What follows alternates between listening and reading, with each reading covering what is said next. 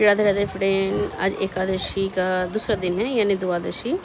तो नंद गोपाल को मैंने सुबह सुबह उठा दिया। अब इनको नहला के फिर भोग लगाऊंगी।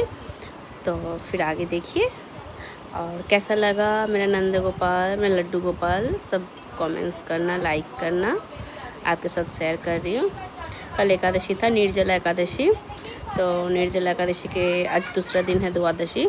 तो द्वादशी के दिन यही बस गोपाल को उठाना है, भोग लगाना है। भोग मैंने बना लिया है, आज सूजी का भोग लगाएंगे। तो फिर आगे आप लोग देखिए, सब बोलिए राधे राधे।